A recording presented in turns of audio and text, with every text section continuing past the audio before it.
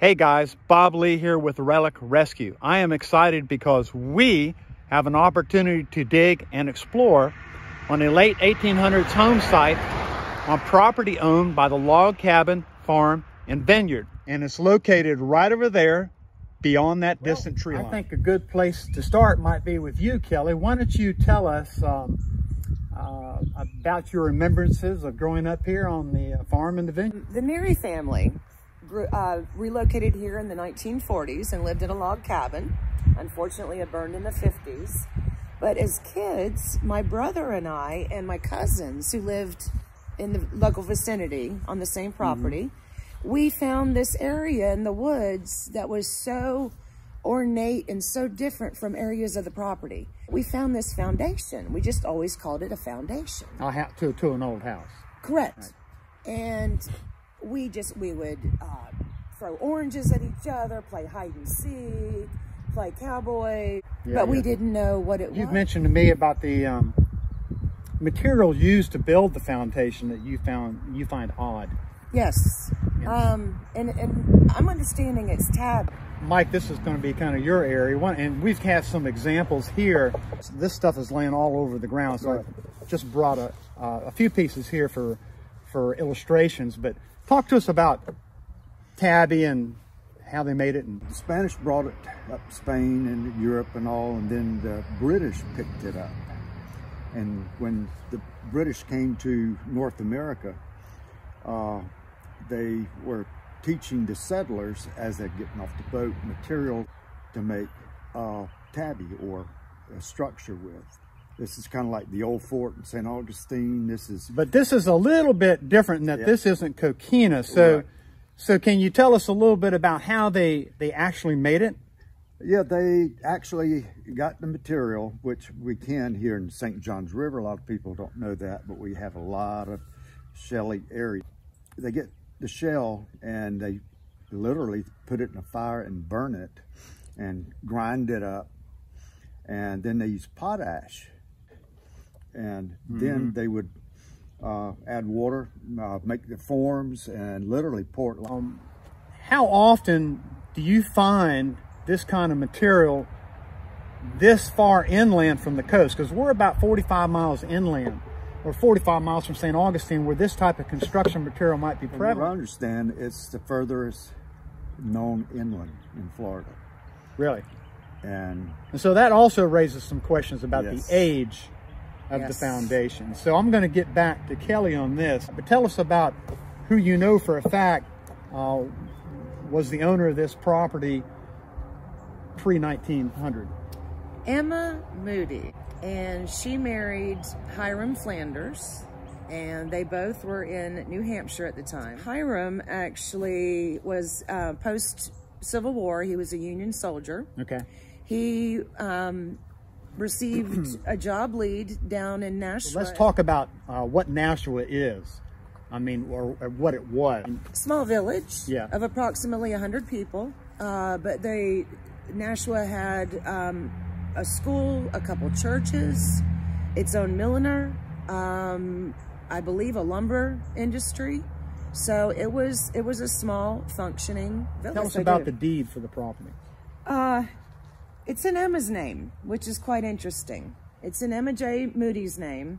It is dated 1879, and she and Hiram actually married that year. I think she was 20 years his junior. It was quite interesting that Emma, being a female, under land grants could purchase up to 160 acres.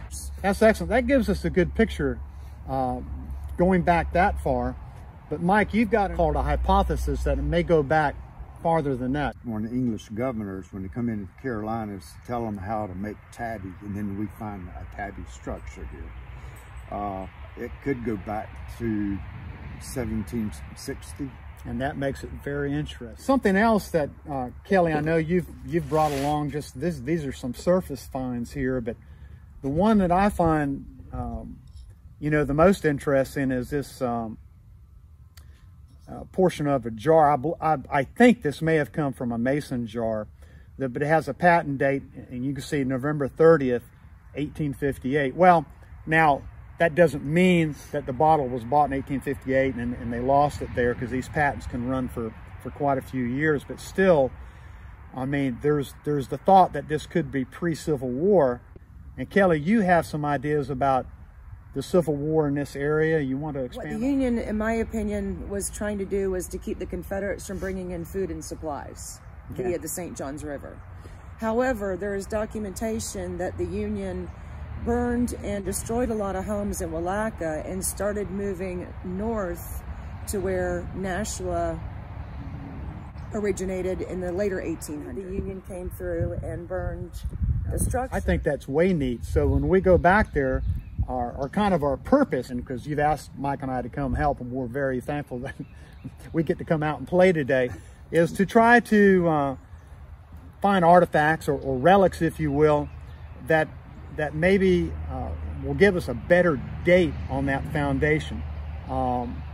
We think there might be some old bottles down there. There is a burn layer on top. I understand your uncle used to burn trash there, so a lot of the bottles on top have been melted. But once we start digging down, we may come up with some whole bottles, and if we get a production range date, I mean, there's certain kinds of bottles you can tell if it was pre-Civil War.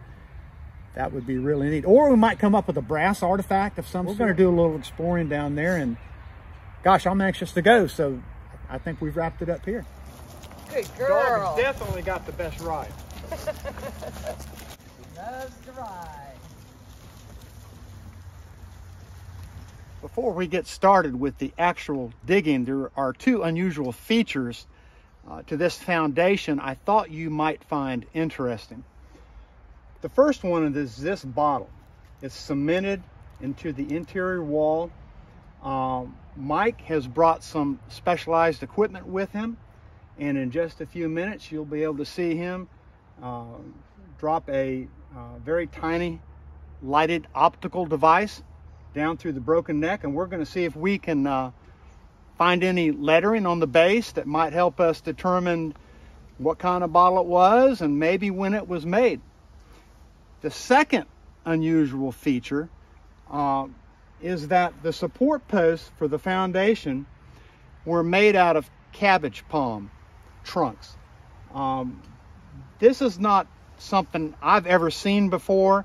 I have visited a few cracker houses where the roof over the front porch was supported by cabbage palm trunks. A good example is the Princess Estate over in Flagler. The reason that we know it was a cabbage palm trunk is these circular furrows right here. And that's the pattern of a cabbage palm.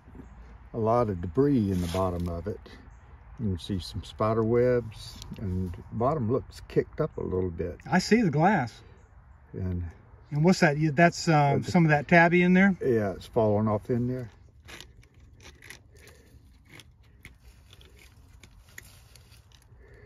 Well, it would be neat if we could make out some kind of lettering or embossing on it, but even if it was on the bottom or the base of the bottle, it would be very difficult to read. Wow, there's a big chunk. Well, that was what was covering up most of the base, don't you think? Oh, yeah. Our thing's doing better for $6. It works out pretty good, doesn't it? Yeah, it does. My big question is, why would a bottle be part of the implemented wall? They didn't care. They were just sticking anything in here to add support and structure. Yeah, we're going in again to take a look after we attempted to clean it out, and I've put it in a straw, the camera, so it won't bend as it goes down, to see if I have maybe give me some more control over it. All right, here we go. Much better. I'm filming Mike's camera, and you're seeing what's down there at the bottom of the bottle, and it looks like there's still a good deal of debris down there, right, Mike? I mean, yes, is that what I'm looking at? All sorts of shells, and I think we probably need to attempt to see if we can blow it out. All right. Well, where there's a will, there's a way. Mike's blowing in the straw, seeing if he can blow some debris out. Little bits are coming out, but I don't know if there's going to be enough come out to make a difference. We will see. But there's the glass. Now there's the bottle. I can see it. I don't see any lettering on it. I just scattered all about our other indicators of age. We've got these barrel bands, which I really like to see. It would have gone either around a keg or a barrel, and that's often found at these historic trash dumps. And so what I think happened is this became a trash dump. after the cabin finally came apart, rotted, or was burnt. Also have what looks to be like the door to a wood burning stove. Hey guys, this is day 2. We had to wrap it up early yesterday. Kelly had to actually go to work. She's not like Mike and me, old retired guys. But I wanted to show you some of the things we came up with yesterday. And Kelly, I'm going to go to you first. This is a piece of pottery, and it has the stamp of New Jersey pottery. And in doing research through the Trenton, New Jersey Historical Society, it was the New Jersey Pottery Company, formed in 1869. So hopefully we can find enough pottery pieces and possibly fit them together to find the full mark of the New Jersey Pottery Company. And was there an end date on the production range? I believe it was 1883, and the name was changed to Union Pottery Company. So tell us what we got. Yeah, we got, I believe this is an L. You can see the applied top. Yep. Nice and drippy. And the color of it suggests that it's decaying because of the mineral content of the glass. Mm-hmm. It's not like modern day glass, which stays clear. And then we have this guy, which I think is really cool. Yeah, Still has the cork is still there. The cork is still here. The copper wire to hold the cork in. And that's why the wire hasn't disintegrated like a metal wire would have. Exactly. And this is more than likely a champagne, because of holding the cork in, because you know how champagne bubbles. Correct.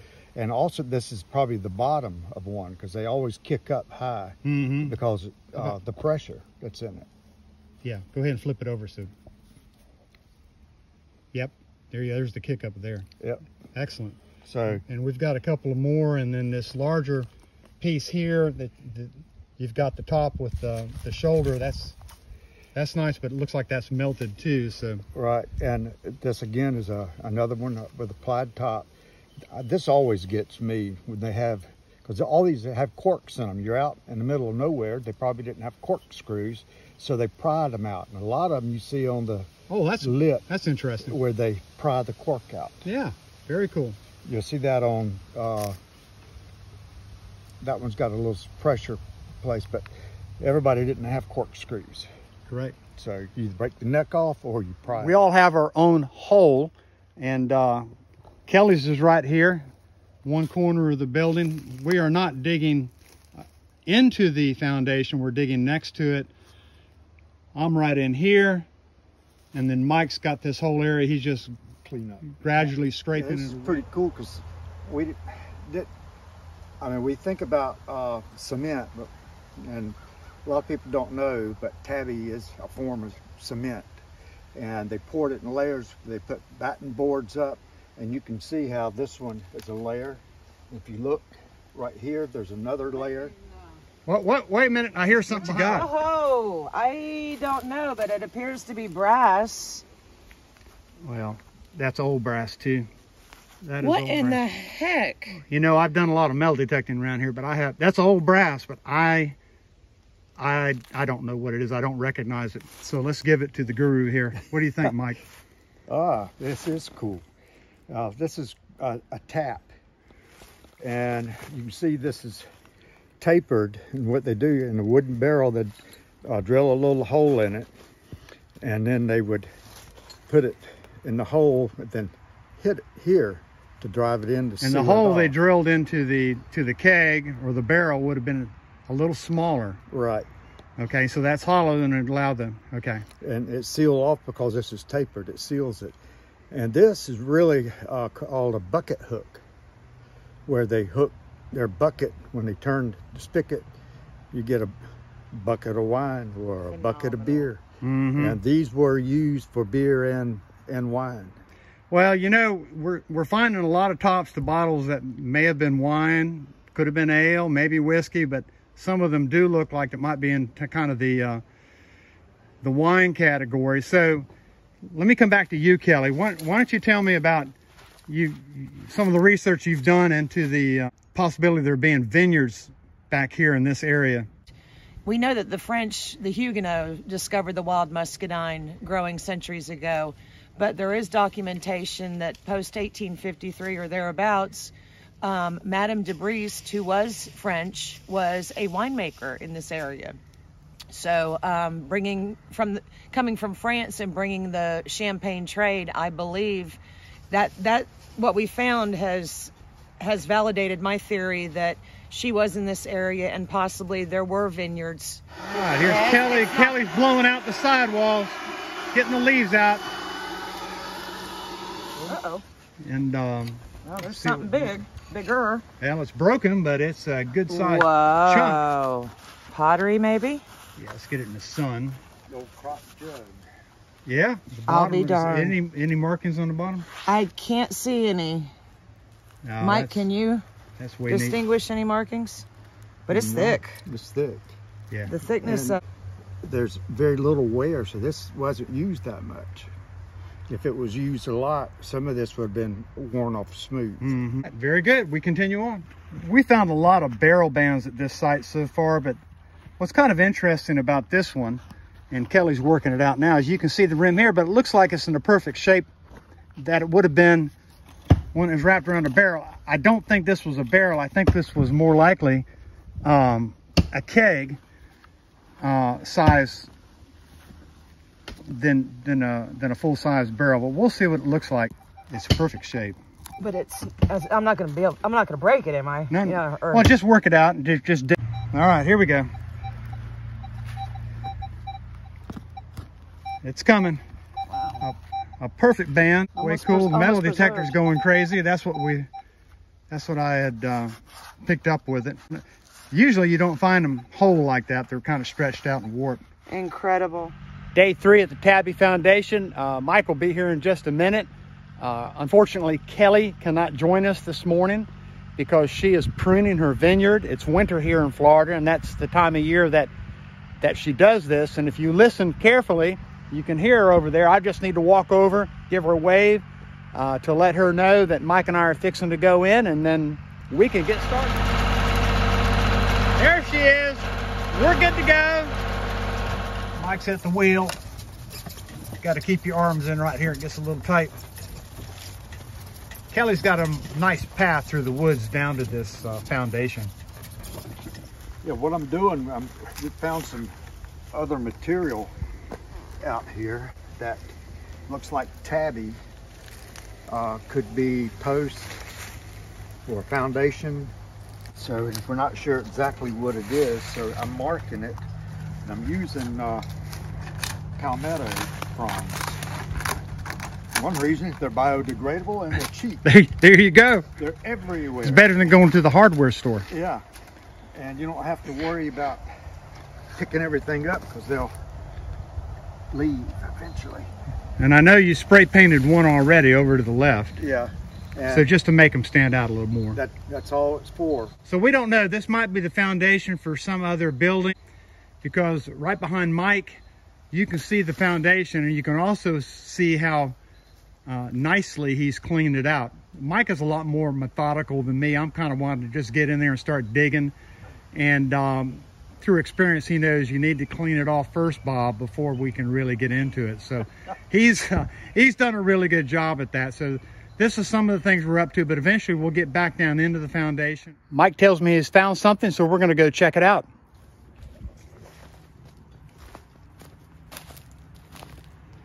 All right, Mike, what you got? Well, I've got a couple things here. Oh, wow. I got a knife of some sort. I have no clue what it is. It's Turn it sideways. There you go. Hook Wow. shaped on it. It's got a little bit of brass. Yeah, it looks like brass. That's neat. And that's old too. My goodness. Yeah. And that was where? Right at the surface? Yeah, about that far down. Mm-hmm. But then I got into this. Square nails. A whole pile of them. Hundreds of them, it seems like. I wonder if this is some sort of a workshop extending off the maybe the back of the house, or we're not even sure it was that people lived here. It might have served more of a utilitarian purpose, but. And then this, some pottery unglazed with a hole in it. which you can see where they mashed down when they were making it. So you got an idea about this, what they might have used it for? No, if it... To put the nails in, perhaps? Or? If it was nails, that's probably why it fell and broke. But you find all that just in this area? Yeah, this is unglazed pottery, and just nails and nails and nails. What's happening, y'all? I'm taking a break. So I found some bottles. Really? Yeah, bottom bottles but they're different. We got one that looks like, I don't know a lot about bottles, but it looks like it's got some type of panel. And then Whoa, amazing. These two pieces go together, but the bottom is different. They're heavy. Yeah, and thick. Then, yeah, look at that one too. Whoa. But this one is totally different. I'll be darned. And the panel means it's a glass rod from when they were making the bottle. Hand making. Yeah. Could be Civil War, pre-Civil War. Oh, yeah. Whoa. What a trip. So, and the heavier bottles, I'm understanding, are indicative of champagne because of the process to make the carbonated wine, basically. Yeah, like this type. Oh, with a big kick-up bottom. And that's heavy. That is heavy. And then we found some kind of knife. Whoa! Maybe it's... What in the world? Do you use or know of any use for that, like for cutting grapes off of vines or whatever? It's a specialty knife or something? I've never seen anything like it. I think our local bladesmith, Steve Schwarzer. Steve would know. Steve, yeah. We're fixing to wrap it up on day 3. Got a lot of stuff cleaned up, done some digging. Mike's getting his all his tools ready to put up. We've come up with a lot of barrel bands, and we have an enormous pile of broken bottles.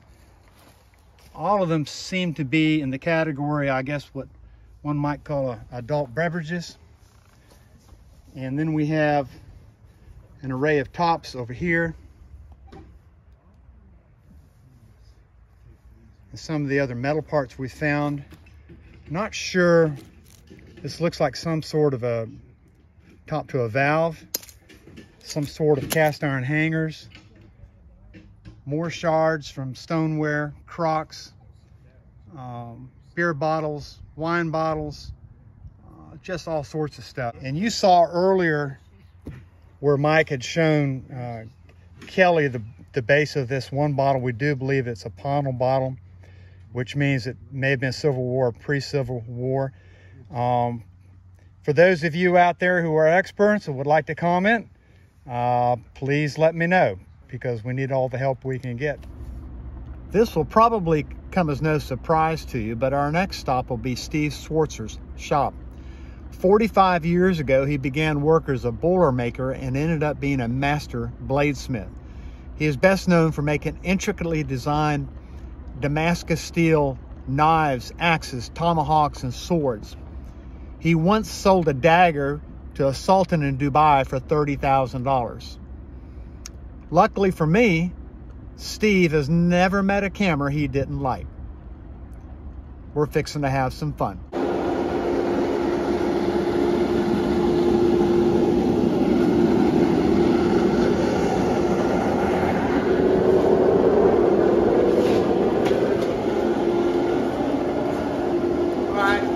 Stay right there, Bob. All right, you don't have to worry about me. I got my ear protection on.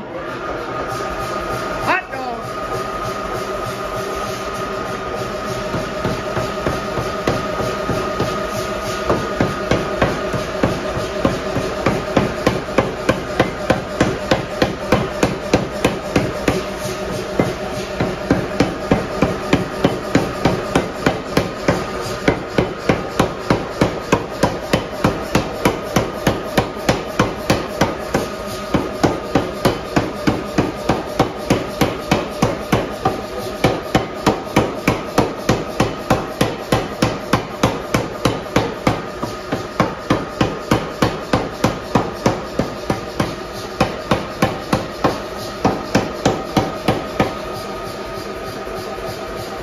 Steve, the show is much appreciated. You never disappoint. But what we were talking about over the phone, the knife that I wanted to show you, I've got it right here. Have a look and give me your professional opinion. Well, I believe we got a lot of history. Yes, we do. Now we're fixing to look at something. This is cool. You know what I do. Yes. I make knives and I research ancient iron and that sort of thing. And when you found this thing, I got extra excited. You called me and asked me about it. I'm going to put on my arm. No, please. I'm putting on my arm extenders. You do whatever you need to do. All right, I'm going to be gentle. Neither one of us are spring chickens, buddy. So. Yeah, when is this thing? And we've known each other for, I don't know, what, 40, 45 years? About 45 years. And that's pretty amazing. What you've got is a bill hook. This one is pretty crusty. I'm going to be real gentle with it. Mm-hmm. But this was a folding bill hook. Everybody says, well, what's a bill hook? Well, in southern vernacular, it's a southern man's fighting knife, what they used to call it. Basically, it's a hawkbill knife. They use them now for flooring and all kinds of things because this form in nature cuts better than anything else. But these were primarily used for pruning trees and bushes. This example, like I guessed, I think is from probably the mid to late 1800s from the construction of it. This part you see here is frozen into that with rust. That's iron oxide. It's fused together, but that's the actual spring. Yeah, see, I couldn't, when I first looked at it, it's so rigid, I thought it was a fixed blade, but you know that it's... Right, I know for a fact that this is a folder. The giveaways is this little area right here. This is called the kick. That's how they adjusted the depth of that blade dropped into the knife so that this point didn't strike the spring and dull it. And these are brass bolsters, which tells me it's probably mid to late 1800s.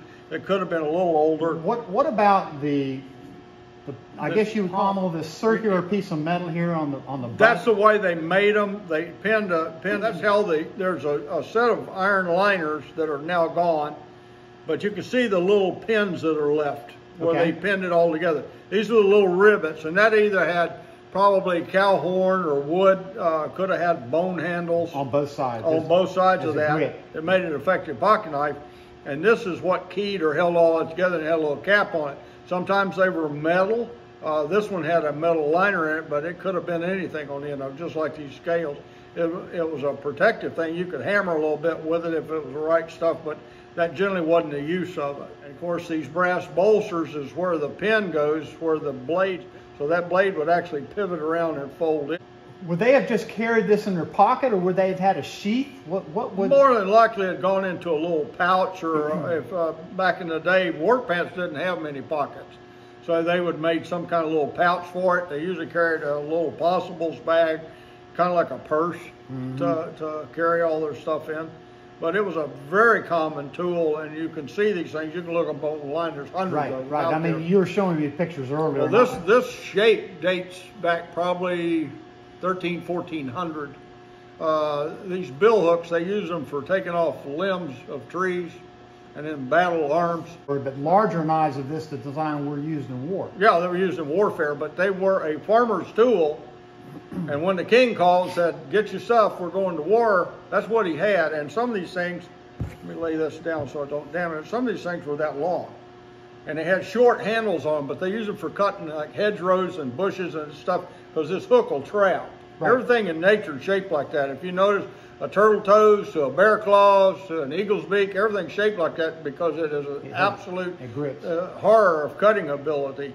And what they would do is they will go, well, we're going to go fight guys on horses. This little short handle's not going to work. So they put a long pole on it, and they're out there raking these guys off of horses in the battlefield. So when the war got over, they sawed the handle off and went back to pruning their hedges. But that's actually these blades were, I mean, steel was at a premium. Not so much when this was made, but before it was at a premium. So they recycled it. The plowshares into blades and blades into plowshares. So they recycled like crazy because it wasn't available. Yeah, it was rare. Yeah, it was absolutely. And this for being in the ground since 18. And this, what was interesting is Mike Stalling. You know Mike, of course. Mike. Yeah. I mean, we all know each other, but he had found this probably just 2 inches of dirt over the top of it. Right. It had been laying there for probably 130, 140 Yeah, years. that's amazing. This is a very unusual find, especially here in Florida. Iron doesn't last long. There's a bunch of ways you could treat this with electrolysis or with chemicals and clean it, but like I said, I would leave it just like it is. I think we're going to do that in making. But listen, this is much appreciated. Thank you very much. You got it, Bob. Having reviewed that segment with Steve Schwarzer, this seems like a logical place to stop. I guess we could call it part one or phase one of our exploration of the Tabby Foundation. And he recommended that we not do anything special to the knife other than try to preserve it in its current state. Mike, I know you've done a lot with metal, and what are you going to do with this? I think we can coat it with this chemical that basically will freeze it in time. It will stop the oxidation process. Hopefully. So in other words, we'll be preserving history, because in another 100 years, the only thing left of this knife will be these brass bolsters at the rate at its current rate of rust. So what do you think about the knife now after you've heard Steve? Emma and Hiram were documented as citrus growers, as well as others in the Nashua village. And it also leads to my hypothesis that possibly the French brought it with them for cutting grapevines. Excellent. And their wine production. You having said that brings us back to what we've collected, and this is just a small part of all the broken bottles we recovered, but a pattern is beginning to emerge here. At this point, what we found, to me, it ties it all into wine type industry, or like you were saying, an adult beverage type, from 1860 and maybe 1890. With that, I think we'll wrap it up and on to our next adventure at the Tabby Foundation.